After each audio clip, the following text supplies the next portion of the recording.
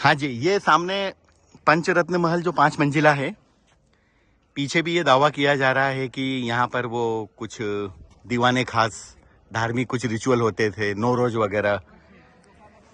मुगलों को गार्डन का भी बहुत प्रेमी बताया जा रहा है कि ये बहुत गार्डन डेवलप करते थे। वास्तविकता क्या है, आप बताइए।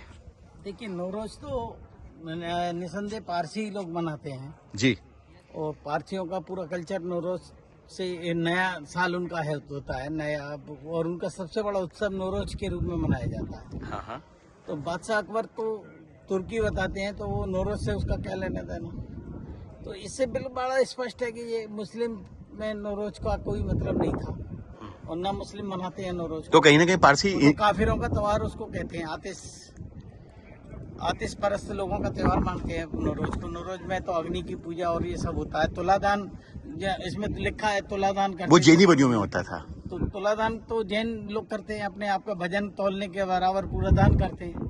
तो पूरा कॉन्सेप्ट इस तरह से लगता है। पूरा फतेहपुर सीकरी देखने के बाद ये व्यापारियों का जो पूरी संस्कृति है वो पूरी उसी वो परिलक्षित होती है यहाँ से। जी जी जी। कहीं भी, क्योंकि इतना महंगा, इतना बिना निरुद्देश्य के कोई भी इस तरह का निर्माण नहीं करेगा। और व्यापारियों को शौक होता है, वो पैसे का इन्वेस्टमेंट करते हैं निर्माण दिखा के अगली पीढ़ी के लिए। जी भाई, बाकी के अन्य लोगों को इससे कोई ज्यादा इसके बारे में कोई विचार आपका? ये सामने जो पंचरत्न बताया है, दावा किया जा रहा है। पंचमहल का मतलब ही, पंचमहल मुस्लिम कल्चर में कुछ होता ही नहीं इस तरह का। पंचमहल अपने आप में नाम में ही अपना छुपा हुआ है। जैनिज्म छुपा हुआ है, जैनिज्म। बिल्कुल।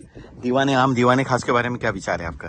ये तो इस तरह का दीवाने आम कि यहाँ न्याय किया जाता था, अकबर यहाँ आके बैठता था। असल में पूरी दुनिया की जो भाषा थी वो उसमें फारसी बहुत महत्वपूर्ण स्थान रखती थी। संस्कृत और हिंदी और ये सब, उर्दू तो ये बाद में जन्म हुआ है ये सब। जी। या तो स्थानीय भाषाएं थी या फारसी थी।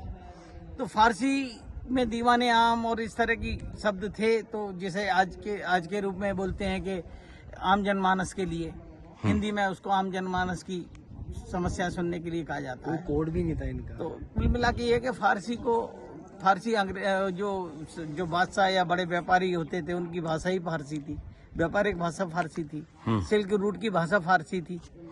तो इसलिए उस पर कोई ज्यादा कहने सुनने की बात ही नहीं है कि फारसी में लिखा है या फारसी है। ये सब भाई सीधा सीधा है कि जो राइटर बिल्डिंग कलकत्ता में बहुत सारी किताबें लिखी गई और उसमें नई नई कहानियां लिख के नई नई कहानियां हम लोगों पे चेप दी गई। अब लोगों को जब भी बताएं तो लोग उस गहराई में तक जाना ही नहीं चाहते। जो राइटर बिल्डिंग में बैठ के राइटरों ने लिख डाली है कहानियां, उन्हीं को हम लोग रटे जा रहे हैं, हमारे बच्चे रट रहे हैं। उसी से हमारी सिविल सर्विसेज में भी वही लोग आ रहे हैं जो उन्हीं कहानियों को पढ़ने के बाद, तो ये गुलामी की कहानियों को पढ़ के सिविल सर्वेंट बन रहे हैं। रूप से पूरी तरह गुलाम बना दिया गया है। अब नई बातें उनको सच्चाई की तरफ रूबरू कराएं तो वो बड़े शोध का विषय है और उस पर सरकार भी नहीं चाहती इस तरह के शोध हों, सच्चाई सामने आए। जो इंडोनेशिया से जो छोटे सलवार यहाँ इंडिया में आए, उनको इन सब का मालिक बताया जा रहा है। इस बारे में क्या विचार है आपका? रोहिंग्या जो अपने आप में अभी तक सेट नहीं कर पाए, क्या उनमें इतनी दम है कि वो इसको कर लें? सवाल कम्बोडियन व्यापारी जो वहां से भगाए गए, या वो शरणार्थियों ने फिर स्थान बनाया भारत को। भारत में एक अपना नया उन्होंने पूरा तैयार किया इंफ्रास्ट्रक्चर।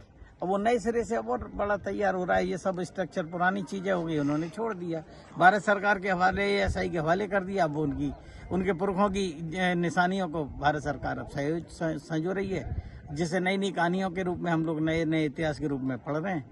पुराने इतिहास से, सच्चे इतिहास से इसका कोई लेना देना है ही नहीं। धन्यवाद जानकारी के लिए।